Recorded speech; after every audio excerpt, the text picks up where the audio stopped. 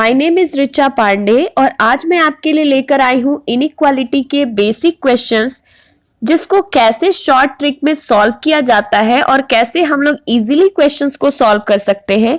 आपको मैं आज के वीडियो में यही सिखा। सबसे पहले इस चैप्टर में एक स्टेटमेंट दिया होता है, फिर कंक्लूजन दिया होता है। स्टेटमेंट में कुछ सिंबल मिलेंगे आपको, वो सिंबल को किस तरीके से हम लोग डिनोट करेंगे, क्वेश्चंस में कैसे डिनोट किया होता है, वो सारी चीजें मैं आपको यहाँ बताऊंगी।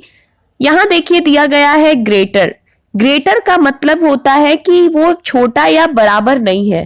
That means you have three definite symbols, greater, less and equal. अगर ग्रेटर लिखा हुआ है दैट मीन्स वो लेस देन और इक्वल नहीं है। अब उसी तरीके से हम लोग उसको किस तरीके से लिख सकते हैं, x is greater then y, that means x बड़ा है y से। नेक्स्ट, लेस देन को हम लोग क्या लिख सकते हैं, लेस देन है इसका मतलब वो ग्रेटर नहीं है और इक्वल नहीं है, तो उसका मतलब वो लेस है, तो हम लोग लिख सकते हैं y is less then x, या हम लोग इस तरीके से इसको पढ़ सकते हैं कि x is greater then y। Next दिया गया है greater than equal. Greater than equal का मतलब है कि अगर वो ग्रेटर देन इक्वल है तो वो लेस नहीं होगा, तो अगर लेस नहीं होगा तो ग्रेटर देन इक्वल होगा, तो इसको हम लोग लिख सकते हैं x is greater than equal to y। Next दिया गया है less than equal. Less than equal का मतलब है कि अगर वो लेस देन इक्वल है तो वो ग्रेटर नहीं होगा, अगर वो ग्रेटर नहीं होगा तो less than equal. That means question या तो ऐसा लिखा हो सकता है आपके सिंबल्स आपके सामने, या तो ऐसा लिखा हो सकता है। इसको हम लोग कैसे लिख सकते हैं, y is less than equal to x, या हम लोग ये भी कह सकते हैं x is greater than equal to y। दोनों ही सेम है। अगर यहाँ आपके पास सिंबल दिया जाए इक्वल, तो इक्वल है इसका मतलब क्या क्या नहीं है, लेस नहीं है और ग्रेटर नहीं है, दैट मीन्स वो इक्वल है, तो हम लोग उसको कह सकते हैं x इक्वल y। नेक्स्ट, यहां दिया गया है नॉट इक्वल। नॉट इक्वल का मतलब है कि अगर नॉट इक्वल है यानी इक्वल नहीं है तो बचा क्या, यानी वो क्या होगा, ग्रेटर होगा या लेस होगा, तो ग्रेटर या लेस हम लोग उसको कह सकते हैं। तो यहां देखिए क्या लिखा हुआ है, लिख सकते हैं हम लोग उसको x इज ग्रेटर देन या y इज ग्रेटर देन, या हम लोग इसको ऐसे पढ़ सकते हैं, सॉरी इसको हम लोग ऐसे देख सकते हैं कि x इज ग्रेटर और लेस देन y। नेक्स्ट देखते हैं क्वेश्चन कैसे सॉल्व करेंगे। सबसे पहले आपको एक स्टेटमेंट दिया जाएगा, फिर कंक्लूजन दिए जाएंगे। कंक्लूजन दो या दो से ज्यादा भी हो सकते हैं, और उसके बाद आपको ऑप्शंस दिए जाएंगे। आपको करना यह है कि कंक्लूजन से आपको स्टेटमेंट में जाना है और देखना है कि कैसे उसको सॉल्व करेंगे। लेकिन सही और गलत तब होता है जो भी आपके कंक्लूजन में दिया गया है, अगर बिल्कुल वैसा ही स्टेटमेंट कहता है तो वो ट्रू होता है, और अगर ऐसा नहीं कहता है तो वो फॉल्स होता है। जैसे कंक्लूजन कह रहा है x is greater then a। अब हम लोग स्टेटमेंट के पास जाएंगे और देखेंगे क्या x ग्रेटर है a से। तो यहां देखिए a and s are equal, तो जब s की उम्र a की उम्र जितनी ही है और s से बड़ा अगर x है तो वो a से भी बड़ा होगा, तो हम लोग कह सकते हैं x is greater then a। पर यहां उसके बाद हम Q के पास जाना है, क्यों, क्योंकि कंक्लूजन Q के लिए कह रहा है कि Q is greater then A, तो हम लोगों को Q तक पहुंचना है। तो ये देखिए A and S are equal, S से बड़ा है X इसलिए A से भी बड़ा है X, और X से बड़ा अब कौन हो गया, Q, तो सबसे बड़ा कौन होगा इन सब में, Q is greater then A, तो हम लोग यहाँ कह सकते हैं Q is greater then A। That means conclusion जो हमारा 1 है वो हमारा ट्रू है। तो यहां देखिए जब कंक्लूजन 1 ट्रू होता है तो ऑप्शन फर्स्ट हम लोग लगाएंगे ओनली 1 फॉलो। अगर 2 फॉलो होता है, सिर्फ 2, तो हम लोग कहेंगे ओनली 2 फॉलो। अगर हमारा या तो 1 या 2 फॉलो होता है तो हम लोग यहाँ कहेंगे ईदर 1 और 2। यानी ईदर का जब ऑप्शन होता है ना तो दोनों एक साथ ट्रू नहीं होना चाहिए। अगर फर्स्ट ट्रू होगा तो सेकंड को रॉन्ग करना पड़ेगा, और अगर सेकंड ट्रू होगा तो फर्स्ट को रॉन्ग करना पड़ेगा। दैट मीन्स ईदर 1 और 2 अगर होता है तो हम यहाँ सी ऑप्शन लगाएंगे। लेकिन अगर दोनों ही फॉल्स हो जाता है 1 और 2, तो हमें लगाना होगा वहां नीदर 1 नॉर 2 फॉलो। और अगर दोनों ऑप्शन सही होते हैं तो हम लोग वहां कहेंगे बोथ 1 एंड 2 फॉलो। तो यहां हमारा क्वेश्चन के according Q is greater then A होता है, इस वजह से कंक्लूजन 1 ट्रू है।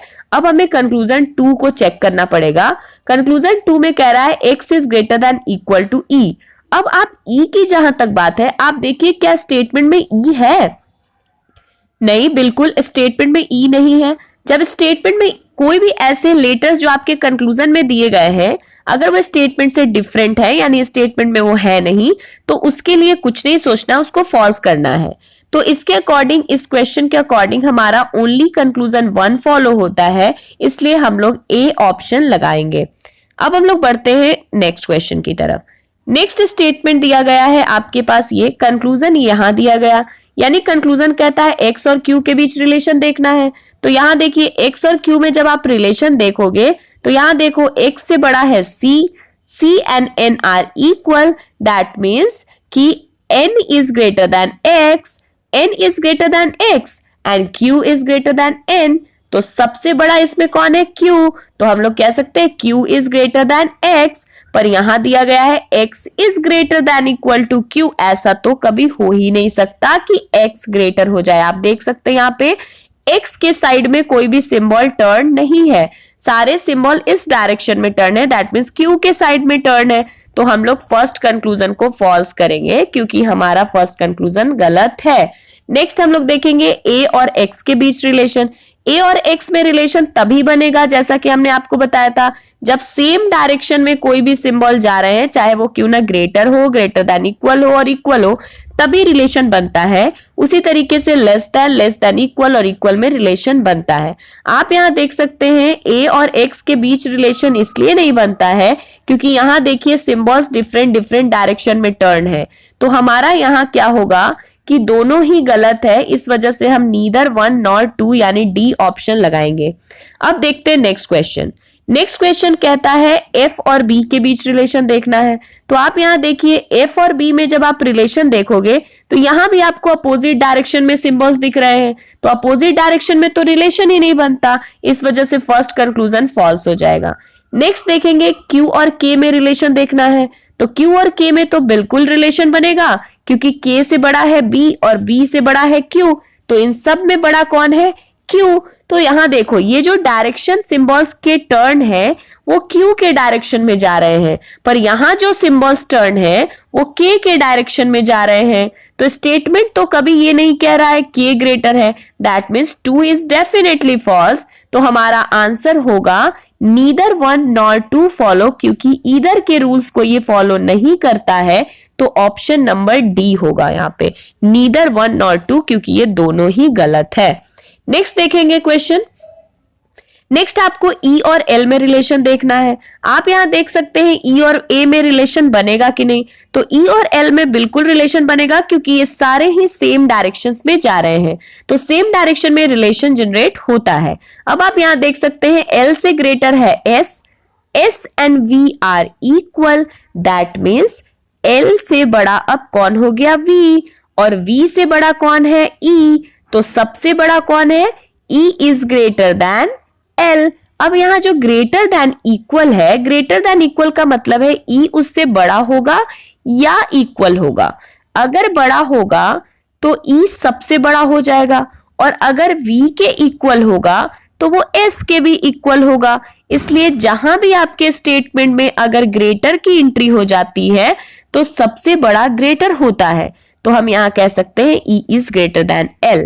तो first conclusion is true according to your statement. अब S और A में रिलेशन चेक करना है। S और A में रिलेशन क्या बनेगा? आप सोचकर बताइए। बिल्कुल नहीं बनेगा क्योंकि ये अपोजिट डायरेक्शंस में जा रहे हैं, इसलिए हमारा सेकेंड ऑप्शन फॉल्स हो जाता है। आंसर होगा यहां पर ओनली 1 फॉलोज। अब देखते हैं नेक्स्ट क्वेश्चन। नेक्स्ट है T और W में रिलेशन चेक करना है। आप यहां देख सकते हैं T और W में रिलेशन बनेगा क्योंकि सारे T के डायरेक्शन में टर्न है, that means T is greater than W।